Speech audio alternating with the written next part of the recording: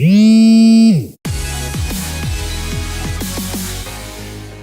Chambre régionale des comptes épingle Vinci et la CCI dans un rapport qui sera publié ce jeudi. Les actionnaires de la société de gestion de l'aéroport de Rennes tireraient de substantiels bénéfices via d'étranges montages financiers, au détriment de la région propriétaire.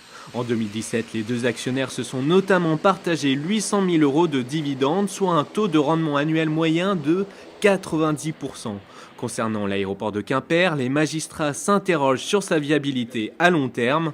Entre 2012 et 2017, sa fréquentation a diminué de 20%.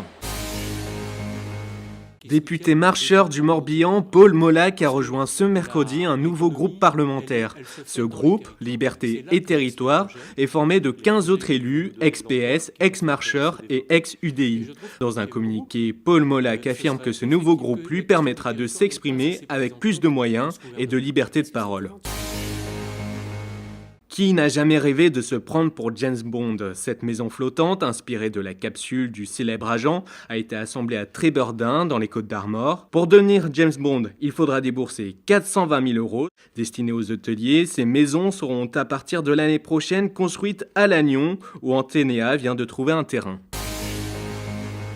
Une reconnaissance mondiale pour la baie de Goulvin-Kerema. La richesse écologique du site de Tréflez dans le Finistère sera bientôt distinguée par le label Ramsar. Traduction, la baie va devenir une zone humide d'importance internationale.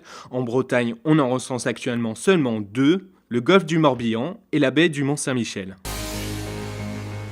Après 75 ans d'exil, le canot de Napoléon Ier est de retour à Brest. Parti de Paris, le convoi exceptionnel est arrivé ce mercredi aux ateliers des Capucins après 48 heures de route. Le transport de ce magnifique et très fragile bateau, datant de 1810, a été délicat. Pour le préserver, il ne sera d'ailleurs présenté au public qu'en début d'année prochaine. Les Brestois n'ont plus revu le canot de l'Empereur depuis 1943, année où il a été évacué pour le protéger des bombardements.